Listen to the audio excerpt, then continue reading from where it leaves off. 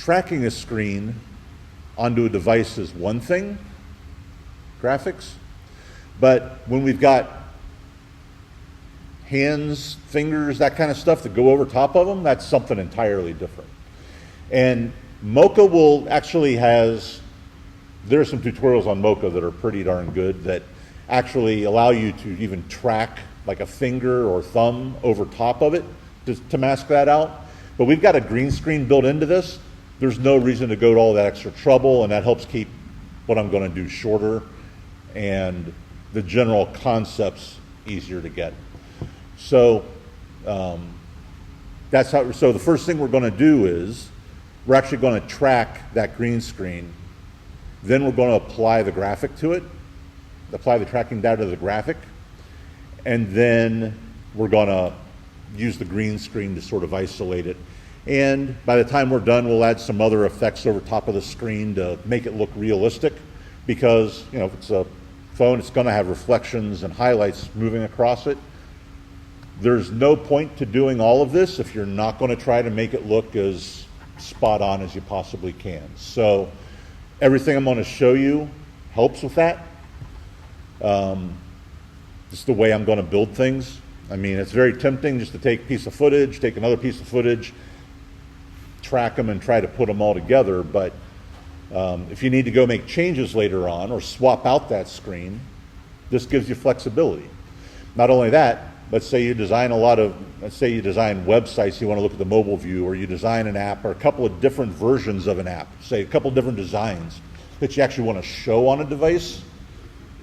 You do the tracking stuff once and you swap out footage. It makes it really kind of super easy. So those are all the kinds of things I want to show here, and kind of why I thought better of skipping over Mocha. Part of my temptation for skipping over Mocha is until you get used to it and you get comfortable with it, it can be a little bit of a bear. But really only because there's a couple of key things that they don't tell you. If you ever look at tutorials on Mocha and that sort of thing, there are a couple of things that they never tell you. And one of those is that when you're tracking footage and when you're creating the graphics to go on it, you really got to work with the footage at its original size.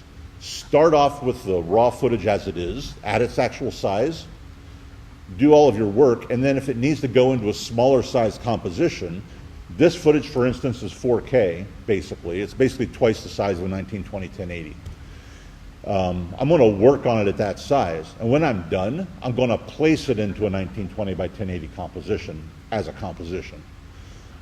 When you start trying to do resizing of footage and then track to it, Mocha doesn't handle that very well. And I don't think it's necessarily that it doesn't handle it very well. It's just that what it's doing is actually calculating a bunch of spots within that footage for corner pins to track to and that kind of stuff. And if it's trying to work on a scaled image, it just it becomes more complicated, it takes longer to do, all those kinds of things. So long as you're working through footage at the size it is, you'll be better off. The second thing that's kind of odd is that the graphic that's on that screen is a 1080 by 1920 graphic. But when we map anything that we're going to map to that screen, Mocha wants to do it from within the dimensions of the footage that you're working with.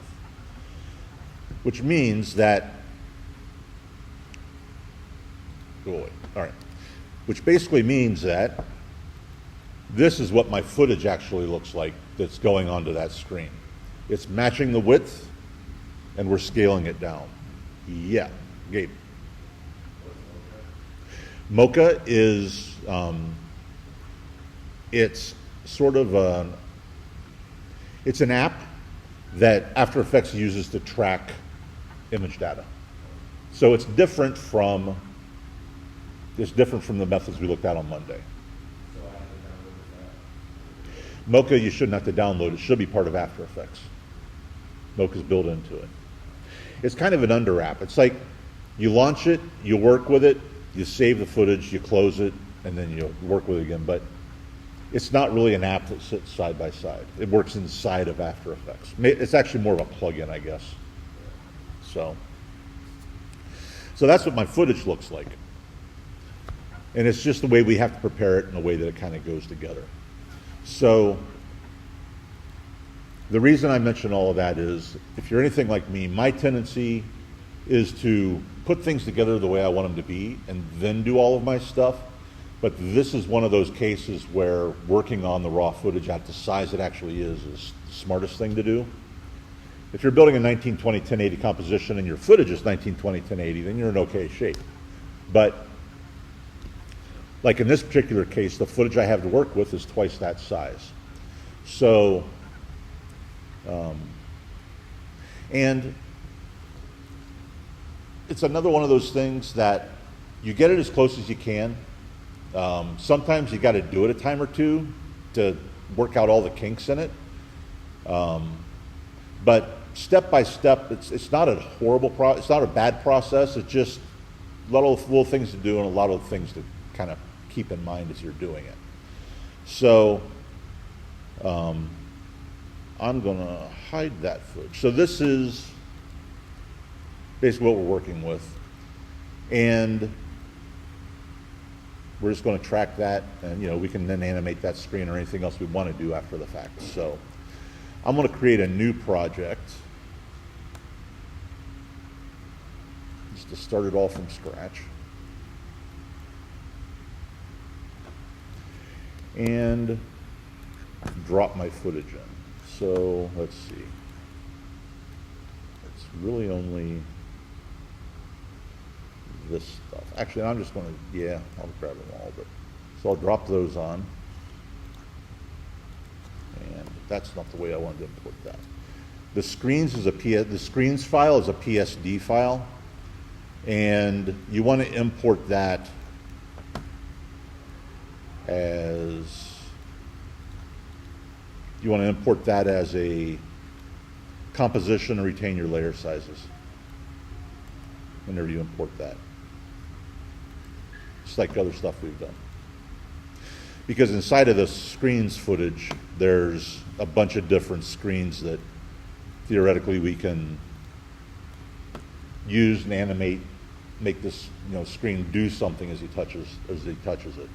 I'm going to focus less on that and more on the rest of it. So, all right. So I'm going to actually do this twice. If you just want to watch me do it the first time, that's cool. And then I'm going to do it a second time, just because I think it kind of helps to see everything before you actually dive in and try to follow along, just because there's steps, there's just stuff. So I'm going to start off by, like I said, the footage that I'm going to use here is actually HD footage. It's twice the size I actually needed. So the way I'm going to start this off is I'm actually going to use this footage, but I'm going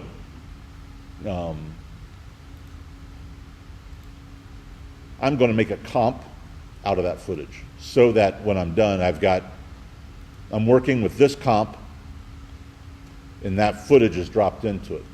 The reason for this is, like I mentioned before, I want to work on stuff the size that it actually is. It's easiest to work on it within a comp. It's easiest just to make the comp from the actual footage we're going to work with.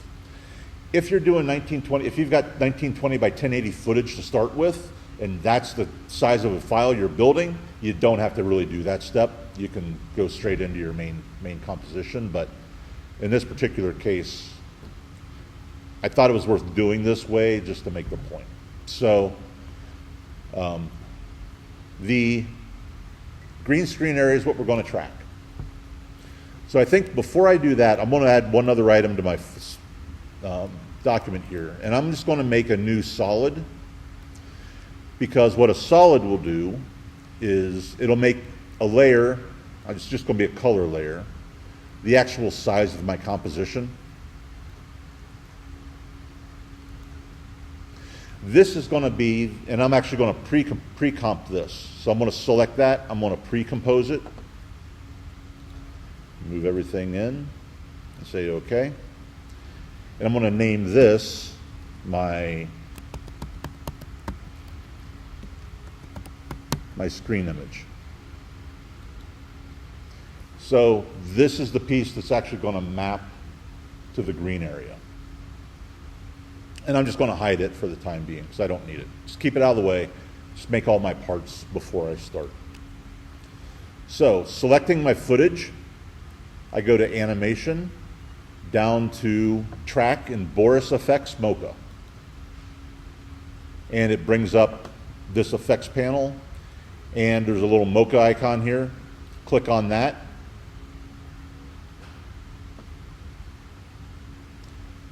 Oh. And it wants me to make sure that I'm looking at the footage in full resolution. So do that.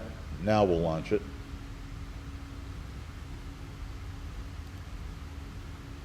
And this is Mocha. So Mocha works similar to the way the other tracking methods worked, in that we need to identify an area that we want Mocha to watch, which is going to be the area around the phone. And then we need to identify an area that we actually want it to track. Both of those things. And we had that with the point pin stuff that we were doing. So within Mocha, I want to work, there's a couple of different workspaces, and I want to work in the Essentials workspace, which is kind of important. And we're going to focus on this X-Pen tool, as well as the surface tracker and the grid. So I'm going to start with this X-Pen. And with it, I'm just going to kind of outline roughly, very roughly, the entire phone. So I'm just going to select that, come over here, click, and I tend to put about 6 points all the way around something like this. And I can move these around when I'm done, so do that. So I'm just going to kind of roughly map this out. And when I get to the end, you either need to go and hit the last point exactly and click on it, or if you've got a mouse, I can right button and it'll close it up automatically. And then I'm just going to kind of adjust my pins here, my points a little bit. And whenever I'm identifying this space, I don't need to be any more precise than this.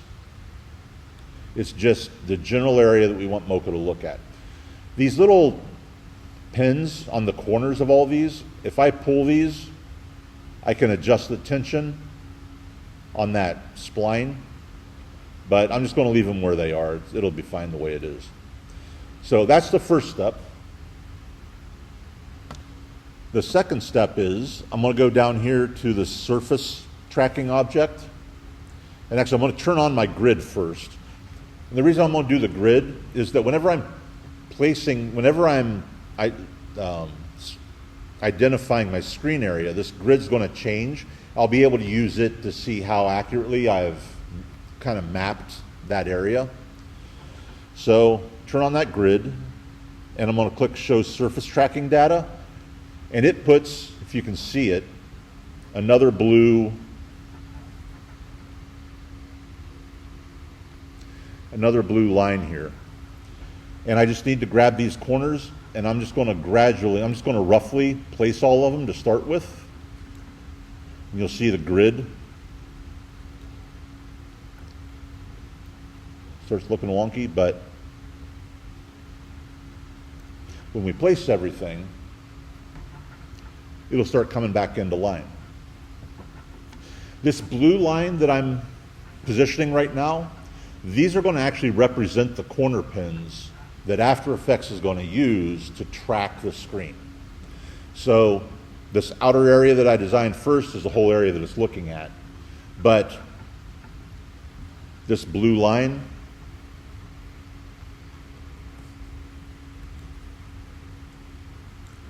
is what I actually want to get. And I don't want it to be right on this line. I actually want it to be just a little bit outside of it. So I'm just going to kind of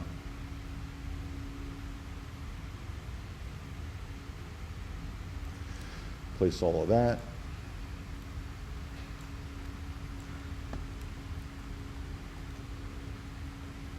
position these.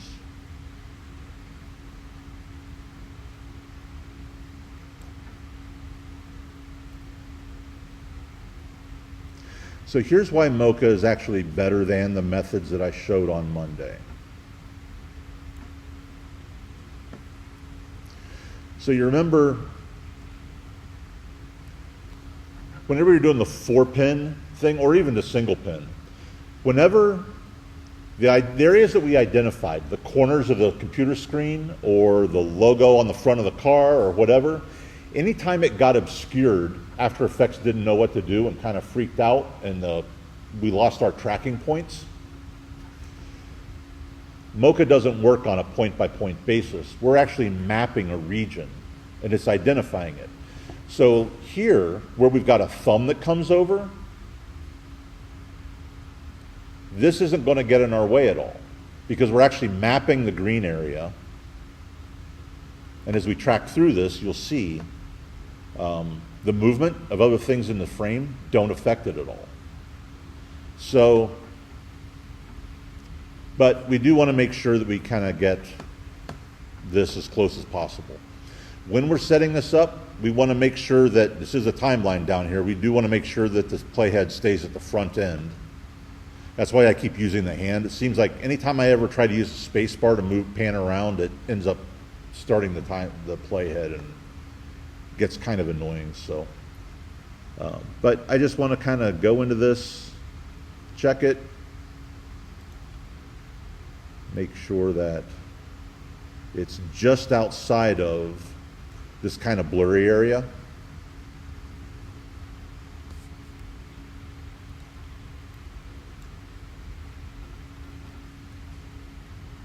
Looks pretty good.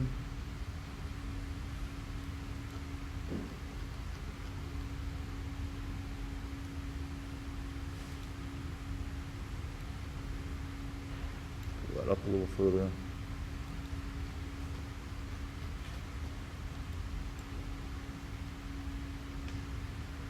All right, so that's pretty decent. So those are the steps. Basically, we identify that overall region, then we identify the screen area we want to track. Zoom back here. And when I'm done, the process is kind of like it was on Monday. We've done all that. This pink grid kind of shows that it looks like everything's pretty well lined up. So here on the sidebar, we're going to go down, and it's got a play arrow here. This is track forward. So if we would have set this up mid-timeline, we could track backwards and track forwards, but I'm keeping it simple. We're starting at the beginning. And click this track forward, and it'll take a little bit, but you'll see the playhead starts advancing along, and we can kind of watch it as it goes. If it ever seems to lose its track, we can stop it and fix it. But I've found that this actually works pretty well.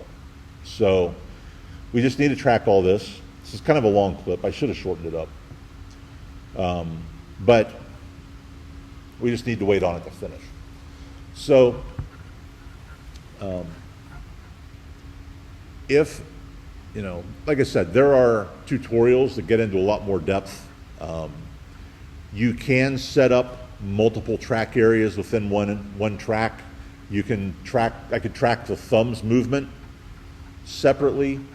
But like I said, I'm kind of just going to keep it simple for this. It doesn't need that kind of complication.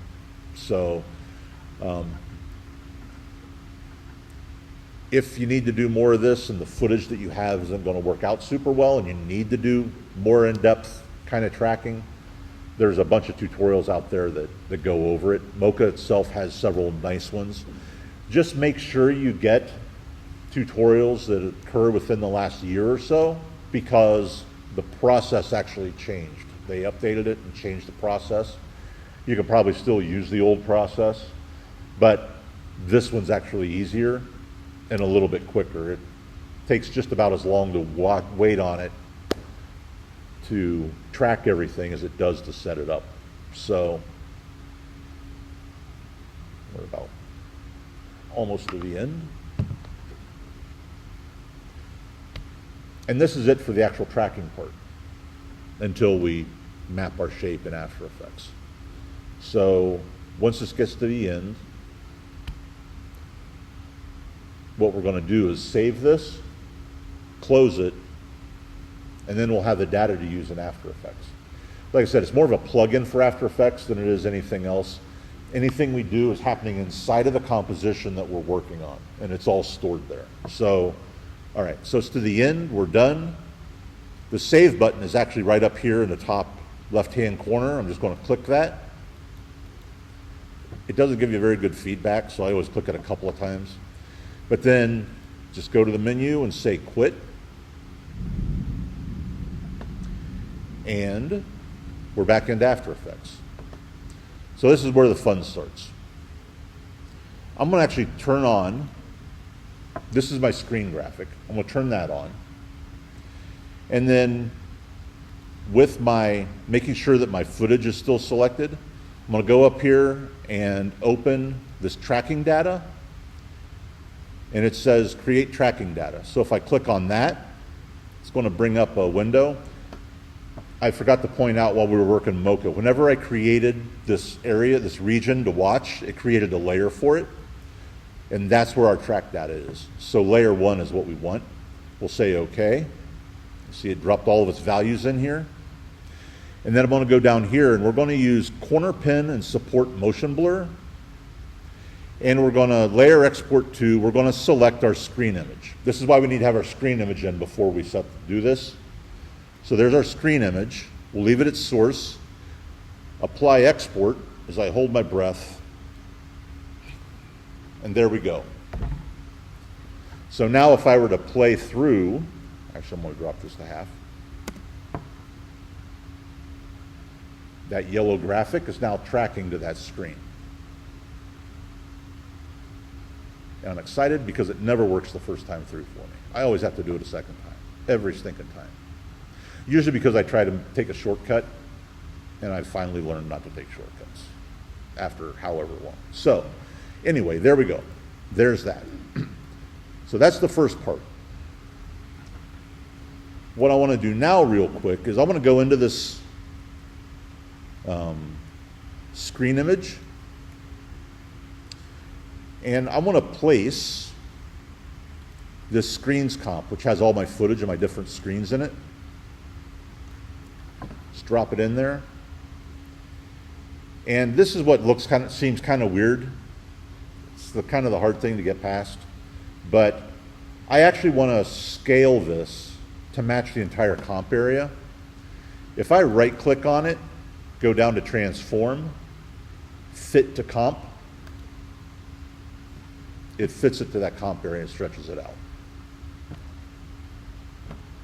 You know, not stretching things is something I spend most all the time I teach stressing, and here we have to do it. So there we go.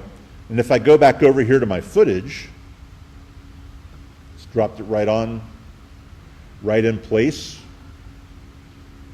And if I scrub through it, this time I did a halfway decent job of it. So it moves around with it. And we'll worry about animating it a little bit more later, but so we've got our footage in there. And now comes the green screen part, or the chroma key. So chroma key is what it's referred to. And basically that's, you've seen it in making of things a lot. I mean, actors on a green screen background, they use that green screen to place something else in behind them. And that's exactly what all of this is. So we actually want to do that to our source footage here, the footage of our phone moving around. And what it's going to do is, when we're done with this, it's actually going to create a mask that's, remember, and it's just like any mask. White is opaque and black is transparent. So it's going to turn, if I turn off my image here, basically it's going to turn anything that's green transparent so that we can see through it and leave everything else in place. So I'm going to start by dropping my screen image, my screen footage beneath my source footage. And then start with my source footage. I'm going to select it, go over here to my effects and presets, and type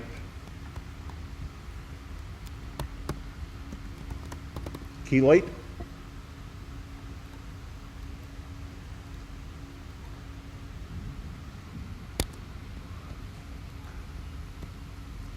And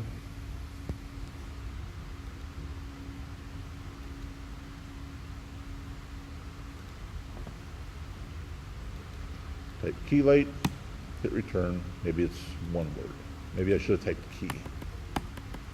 There we go. It's one word. So we want Keylight 1.2, which this plugin is actually a combination of 3 plugins. Adobe put it together into one because they all kind of work together. We do one basic set of things and the other ones kind of work on their own in the background for the most part. So Keylight 1.2, and we're just going to drag it right on top of our source footage, or double click, one of the two. So we'll have our Mocha as well as our Keylight.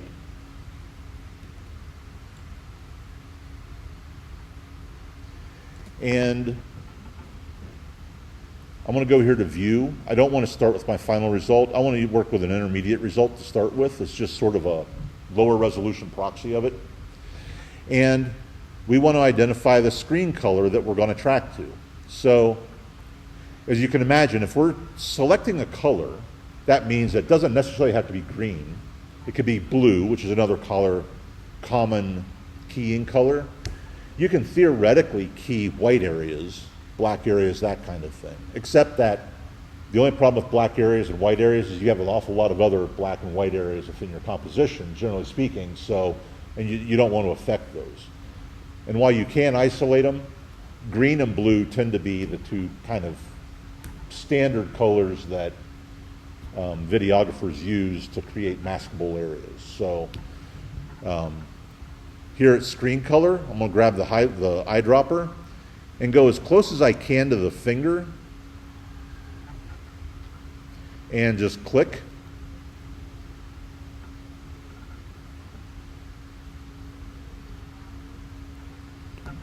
And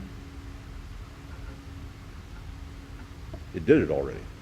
It needs some adjusting and tweaking, but Chroma key that's the first basic step, and that's the first step that you get real good idea of what you've actually got to work with. And you can kind of scrub through and see that everything's working out the way we want it to. So if we go in here, and actually this particular footage does a pretty nice job, you'll get some footage where you'll get a very noticeable green, you got a little bit here, we'll fix up, green haze along the edges, or especially around digits, fingers, hands, that kind of thing, especially if they're moving and there's some motion blur involved. This footage doesn't do a bad job, actually. Nothing moves fast enough to be real problematic. Maybe I should have picked a better piece of footage that moved faster. But you'll kind of see it if we zoom in here. You kind of see that got green haze right here. So we're going to fix some of that by going, so up here where I have intermediate result, I'm going to switch to screen matte. There's 2 additional modes we're going to look here. Screen matte's one, status is the other. If we go to screen matte, this shows us what we've actually got. This is the mask that it makes. And if you notice, it's kind of dirty in some of these areas, little gray areas and that kind of thing. We want this to be as clean as it can be. And even in the black area here, you'll see that there's that highlight that kind of comes up across. So we need to fix those things.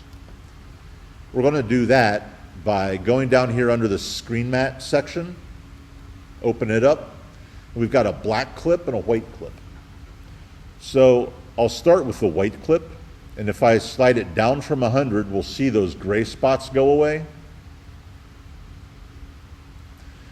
And with the black clip, we'll slide it up from 0, and we'll see the black area clean up. and go totally black. And you really just want to go as far as you need to go to get it out of there. The temptation is just to go way up on both of them, figuring you're going to get it. But you really only want to go as far as you need to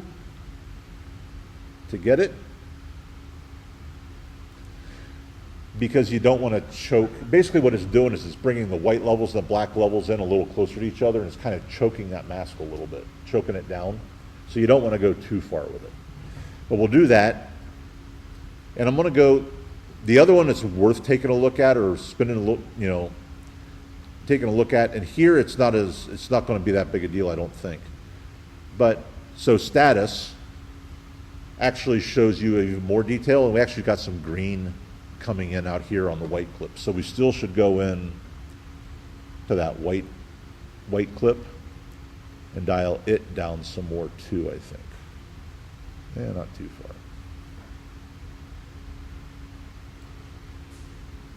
Actually, I think that green's from something else.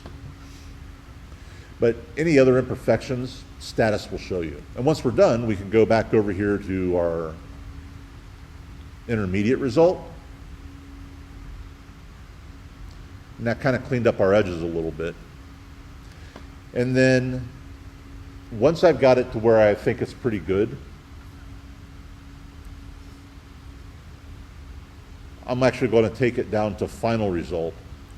Actually, I'm going to zoom in on it. We'll take it down to final result, and that's just going to kind of shore things up a little bit.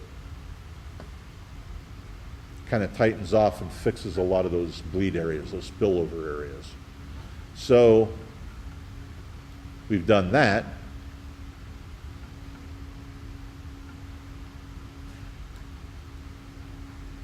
And when we play it back through, we've got a decent representation. And now we kind of want to take a look at this, and it needs some highlights or something. It's too flat and it's too sharp. So actually at 100% of size, it's a little soft, so that's good. That'll be okay. That'll be good. But I'm going to go back into my screen image comp, open it up, and maybe it's actually better if I go into this comp, the actual screens. I can see what I'm going to do here a little bit better. I want to put a little bit of a highlight into this so that there's a little bit of a highlight falling across it, make it feel a little more natural and real. So I'll do it in I guess just to keep things simple. I'm going to close that. Let's go back to screen image. And basically what I want to create is a highlight that runs from maybe like right up here around this corner down just below the screen button, I think. Something like that. So if I open this back up, I'm just going to add a new solid to the composition and make this white. Say OK. And then with that selected, I'm going to actually create a mask out of it and work with the mask tools a little bit more than I think I have to this point. Using the pen tool and my white solid selected, I'm just going to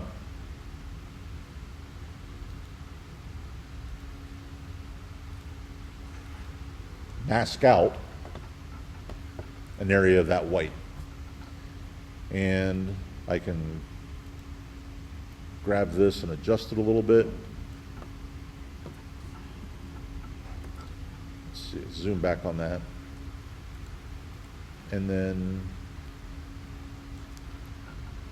I'm going to open up this white solid, and you'll see the paths that I drew.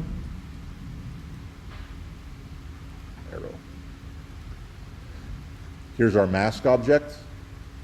Open that up, open up mask, and I can feather, expand, do that kind of thing. So I'm just going to go to the feather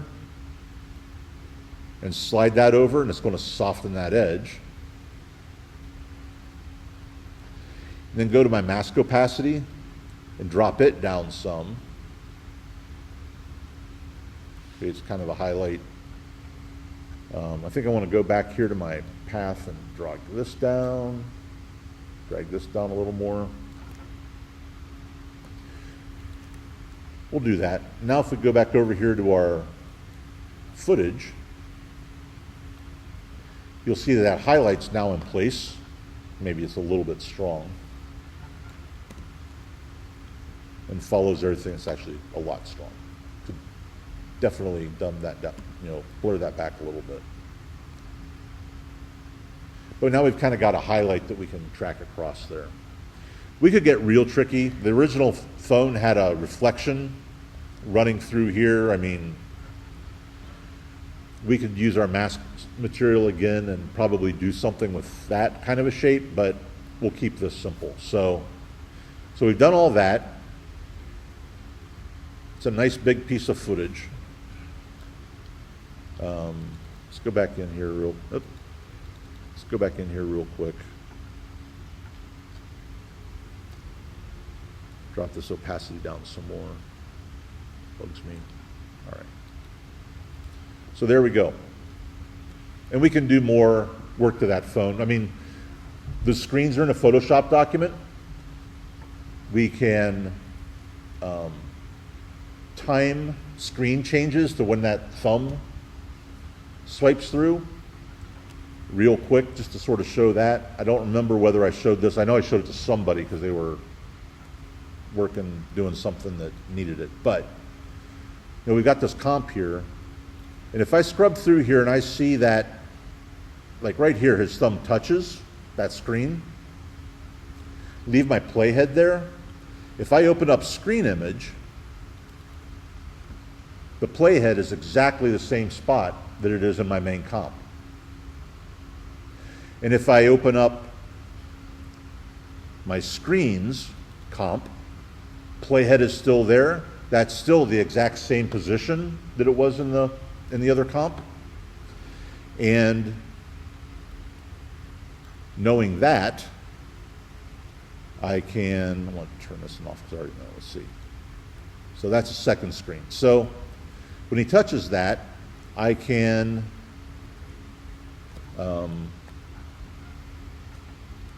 maybe when he touches that, I'll change the position. So on this image, position, I'm going to slide this just a little bit.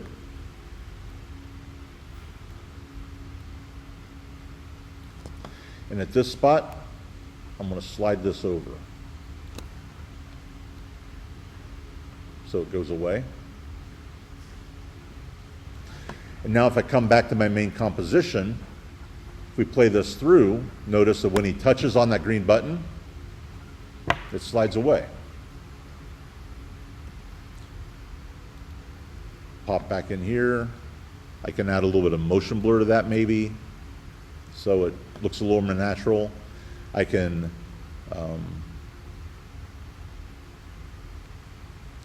easy ease that.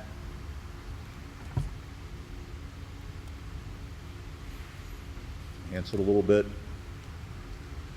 So when I go back over to my main composition,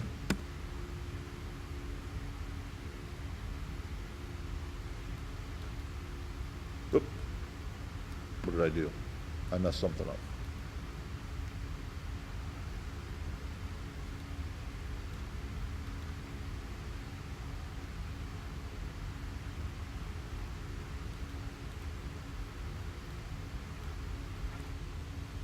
Nope.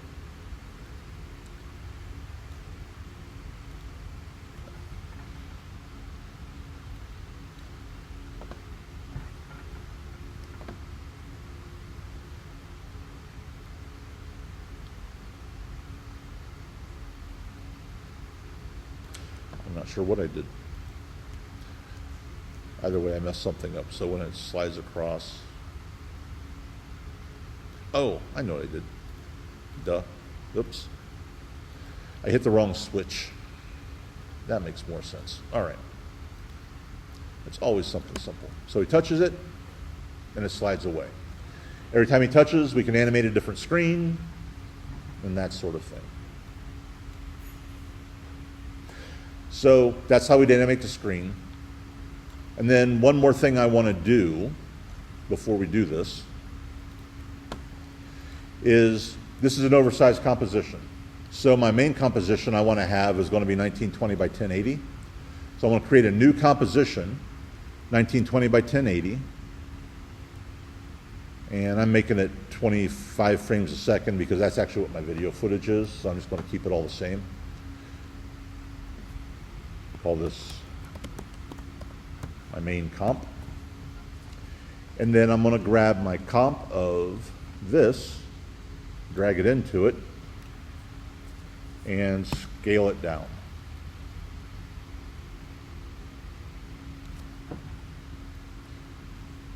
So now that's its own piece of footage, basically. And the reason I'm going to do that is that I don't like how much this moves around all over the place. So we're going to try some image stabilization on this real quick, which is a fairly simple process. So when we stabilize images, there's a lot going on in an image. What we want to do is pick an area to track that is within the footage itself would normally be stationary. So if we've got people in our footage that we're kind of focused on, people move. So they're not going to be good subject matter to try to stabilize to. But if they're, if they're in front of a building with a doorbell on it, that building and doorbell are pretty stationary. The doorbell might be a good object to try to track to. Here, the hand and the phone move a lot, but my background, it's a table and it's a coffee cup, those are going to be fairly stationary. So I'm going to pick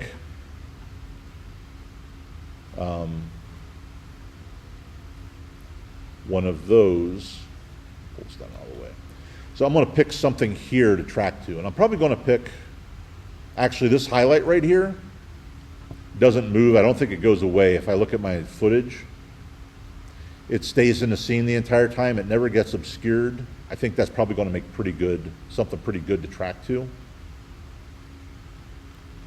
So I'm going to come over here to my tracker, which should be in the sidebar. Stabilize motion is the option that I'm going to select.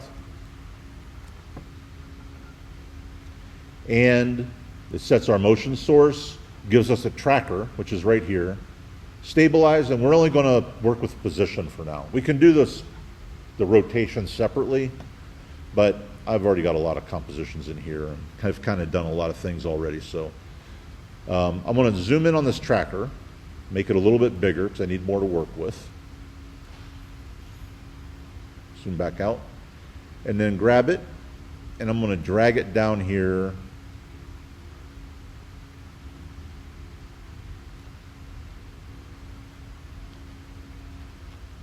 to where this highlight is. And I'm just going to,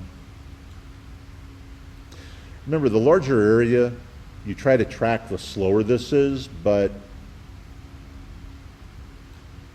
I feel like this will probably be a good item to track to. So, just because, like I said, it doesn't really ever move. So we did that.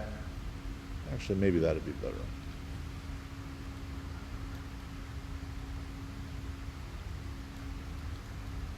Yeah, we'll stick with my first thought. All right. So I want to track to that. When I'm done, I don't have to worry about targets or anything. I can just hit this analyze forward.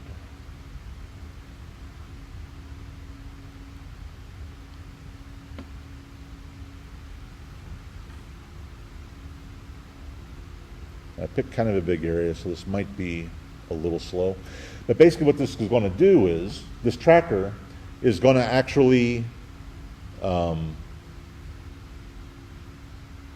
actually I might have wanted to add a null to this before I did this, come to think of it. Well, let's do this and see what we get. But basically we're going to track the center point of the footage. to this motion, which is going to kind of stabilize it.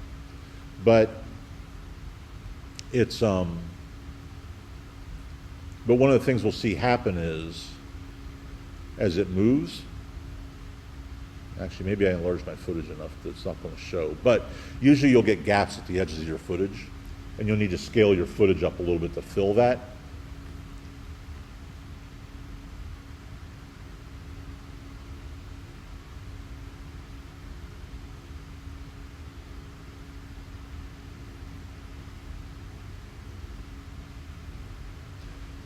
So this is actually tracking to the center point of the original. We'll actually track to the center point of the original footage.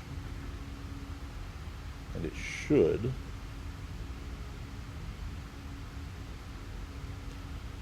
Once it's finished.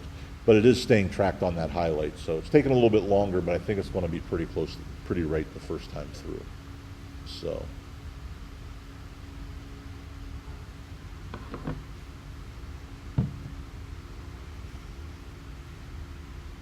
But anyway, this overall process, tracking displays to computer monitors, TVs, you name it, it works out pretty well.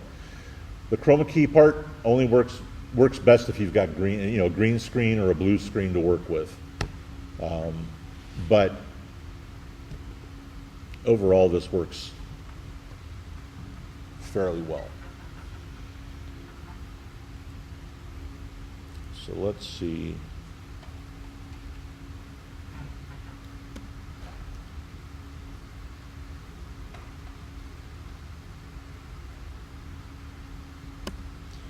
All right, so there, we've done that. Let's apply it X and Y.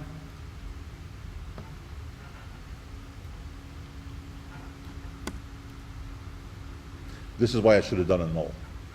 So it kind of worked right, but I should have tracked this to a null instead. Undo.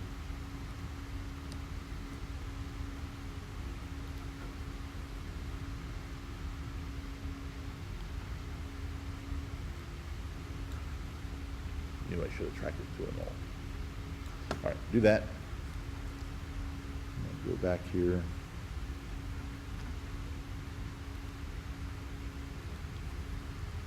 Fix this up.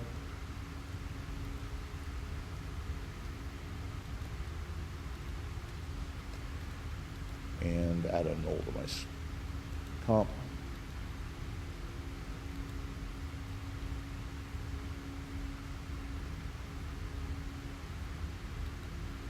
New null object. Stabilize, position stabilize.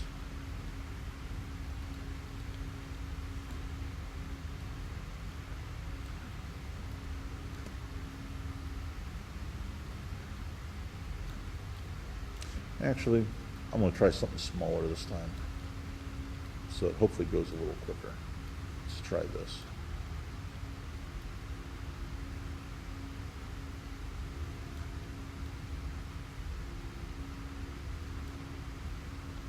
There and there.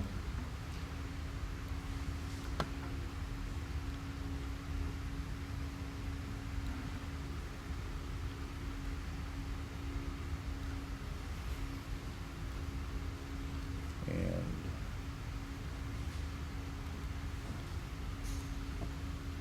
that's going faster.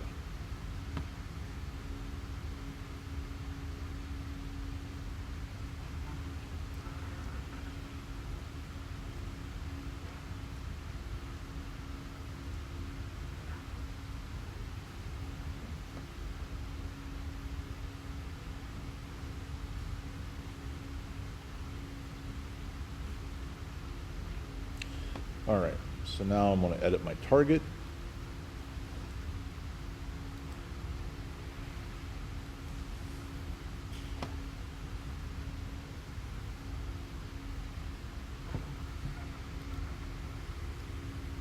Oh, maybe I won't target them all. I always forget.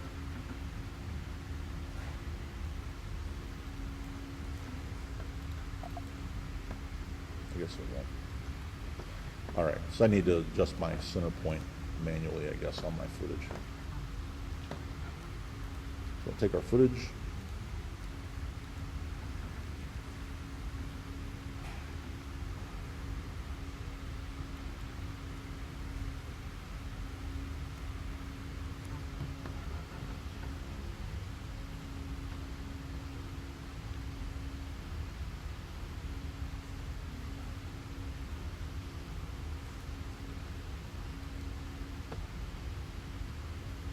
And then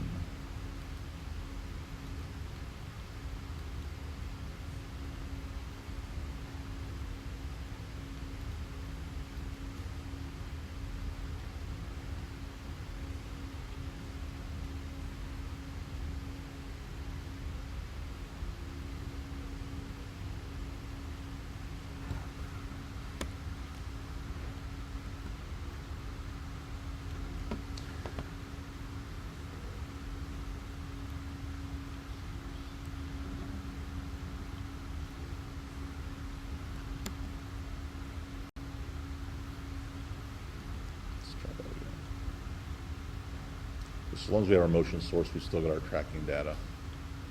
And we can mess around with that a little bit until we stabilize it.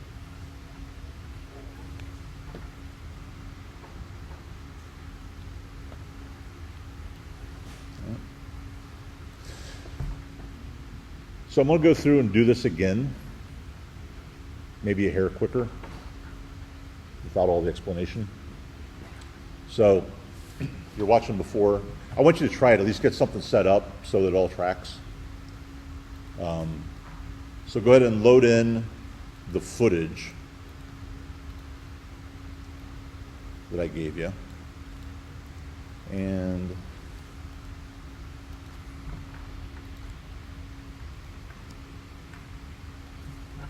once you've got all that, just go ahead and select that main piece of footage that we're going to track to.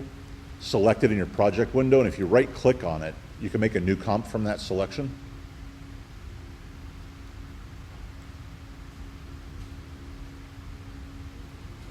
And it'll open right up.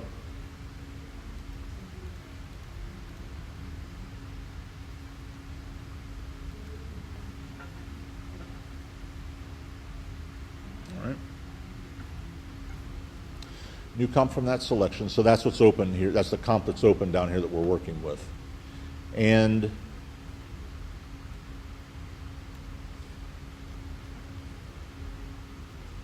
let's do, so we've got that to start with. Actually, I'm going to give it I'm going to change its name. This is going to be our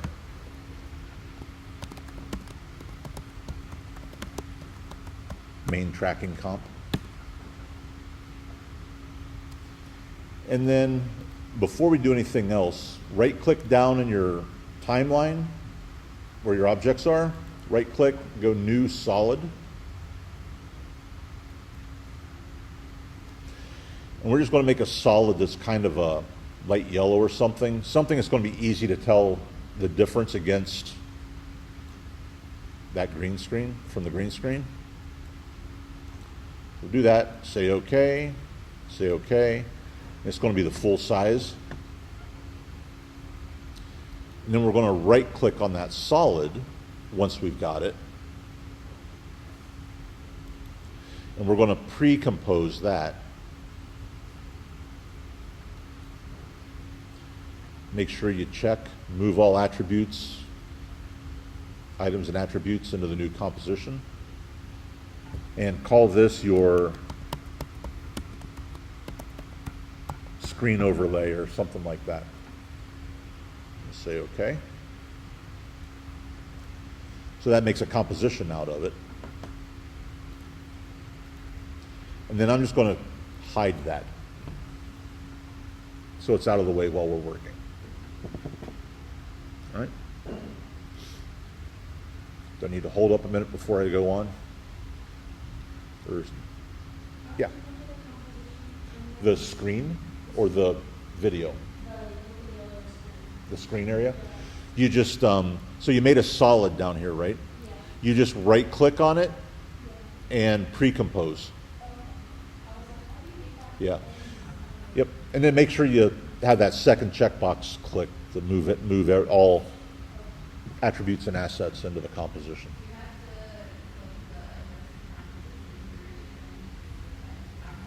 Say it again.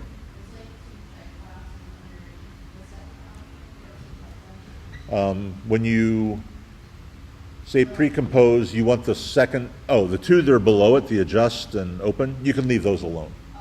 You just want this one right here. Yep. Yeah.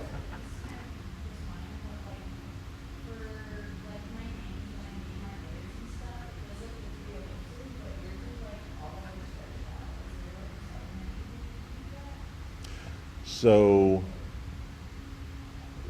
you talking about up here? If you click right here on this black line, you can open up and you should be able to open up that window. They're still short. What if you, so right here next to the labels, if you click right there, can you slide that? There you go. Yep. All right. So, we got our footage. And now it's time for the fun part. So go select that footage in your timeline down here. Animation, track and Boris FX Mocha.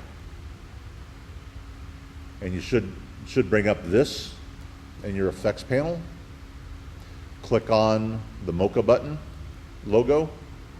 Mocha is starting.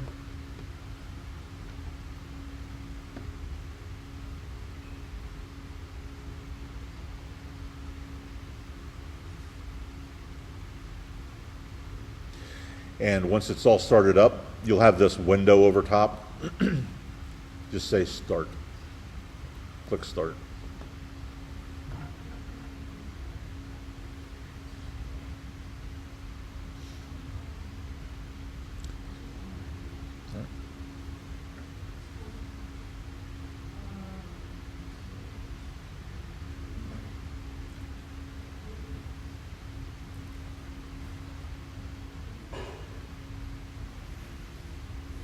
So we all got so the plugin's open. So let's start with, let's come up here to the top bar. This icon right here, the little pen tool with an X on it, select that. And we're going to come over here, and the first thing we need to do is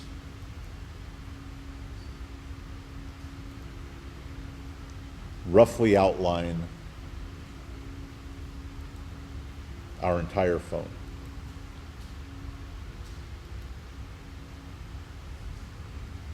And I usually put points on the corners as well as in the middle of each side. It just seems to be helpful. It also helps keep these corners a little more manageable. Click there. And when you get to the end, you either need to click straight on the last one, or if you're using a mouse button, you can right click and it should close it. But if you click right on the last one, that'll close it all up. And then with your arrow, you can just kind of adjust those a little bit if you need to.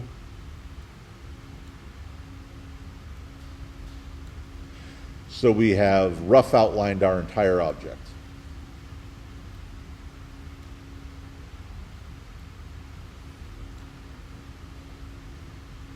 All right.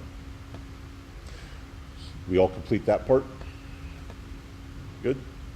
All right. So next I'm going to come down here. So I want to turn on my grid, little purple grid, and then show surface tracking data. Click on that. And that puts this new blue outline in here. There's a lot going on in here. It's kind of hard to see things sometimes. But once you've got that, you're just going to click on the corners of that box and move those roughly into place on your phone screen.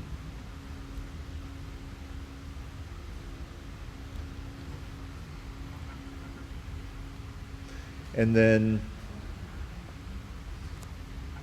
just kind of zoom in on it. And basically want that blue line to run just to the outside of the blur edge on that green screen.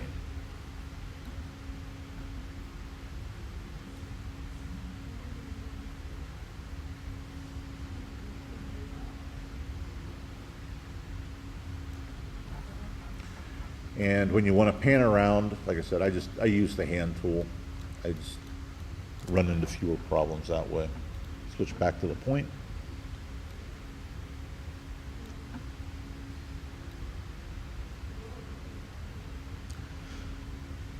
And we just adjust those until we've got a good outline on that green area. And our pink grid looks like it's all in line with it. That's what we want to make sure of. That all of our lines are parallel and everything else.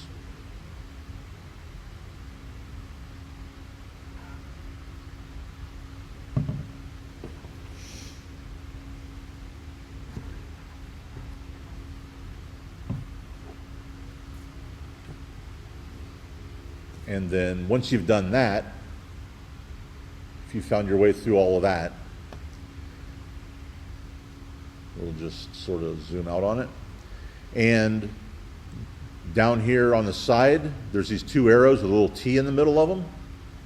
We are going to track forward. Click that. And sit back and wait on it to do its magic. Okay, so we got this all tracked. So we're going to go up here to the Save button. Once it's all done, you're going to hit the Save button a couple of times because it gives you no feedback. And then go up to Mocha AE and quit. You should be back into After Effects.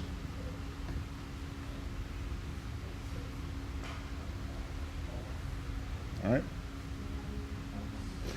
And once we're back into After Effects, I'm going to turn back on this layer for my screen overlay. Skeen overlay, since I guess I can't type. Turn that back on. Make sure that, though, that your base footage is still selected. And we're going to go up here where it says Tracking Data. Open that up. And where it says Create Track Data, right here. Click on that. And you'll, since we didn't name anything, layer 1 is probably what you're going to want to select. It should be the only thing you have. And say OK. And all these numbers should change. It should drop in all the tracking footage, or tracking data. And we're going to go down here to Export Options. Change from Corner Pin to Corner Pin Support Motion Blur. Layer to export to. Select our screen overlay. Leave it at source. And you click Apply Export. And if we did it all right, we should get that. And if you scrub through your timeline,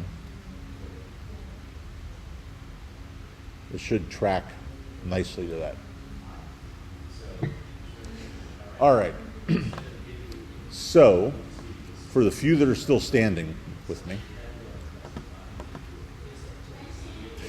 that's the only problem with this whole demo thing, is that if you get something a little off, there's nothing to do but to redo it, and it's such a long process. Which is actually why I'm recording it. So if you want to try it again later, you can go back through all the steps. So, all right, so we got this. I am. Yep, 117, an hour and 17 minutes later, it's still going. It's a long demo. A lot longer than I thought. Anyway, all right, so, just going to close that up. So let's do this. Let's open, so we got our screen overlay. Let's open that up and go back to our project window, and I'm just going to grab that screens footage that I've got and drag it down here, place it in the window. And then if I right click on it, go down to Transform, Fit to Comp, we'll fit it and stretch it. And then when I go back to my motion tracking comp, it's in place on my footage. Scrub through. Working its way around. All right, so we got that. So now let's do the green screen part. So I'm going to select, so we want to move the screen overlay. We actually want to move it beneath our main footage, because remember, we're creating a mask and we're going to see through that green area. Select our footage and go to your effects and presets, or the effects. If you go into effects and presets and type key, you want to select Keylight 1.2.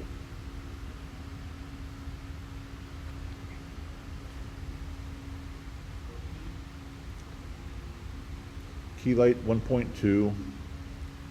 And as long as you've got your footage selected, if you double click on it, it'll apply it, or you can drag it onto your footage.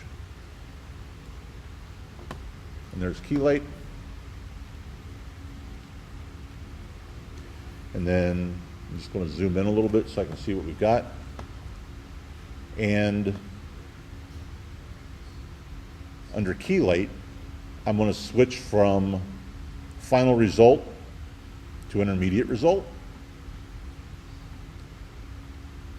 Click on the eyedropper next to the black square.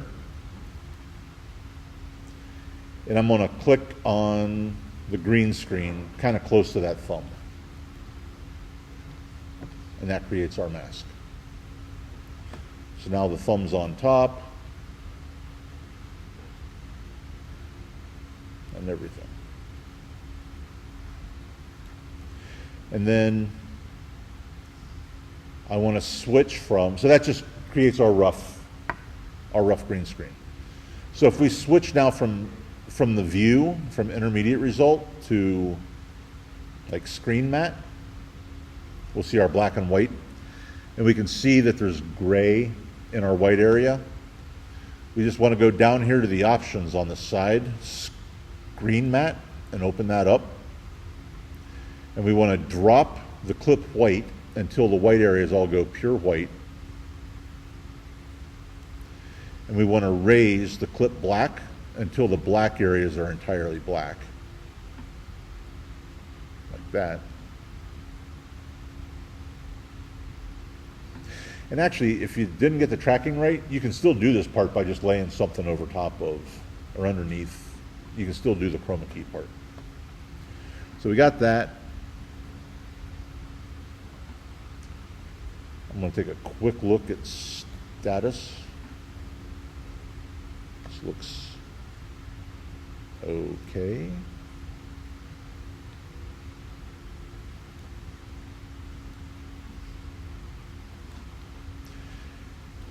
Go back to intermediate result. It looks fairly clean.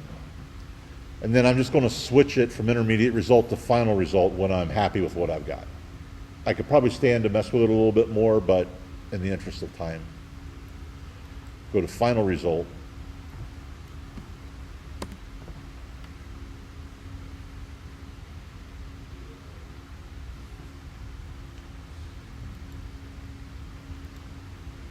Down to half.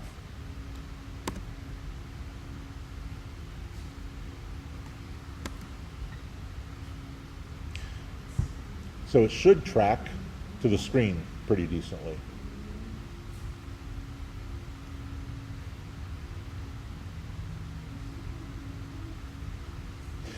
And you can use pretty much anything you want to on that screen. I'm using, app screens. I mean, you can put a piece of video footage in there, anything you want to, really.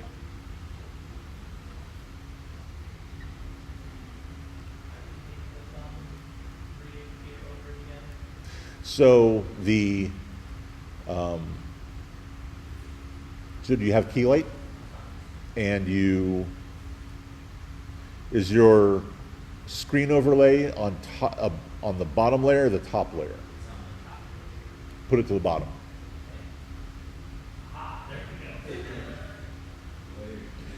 Yeah, we're looking through our footage.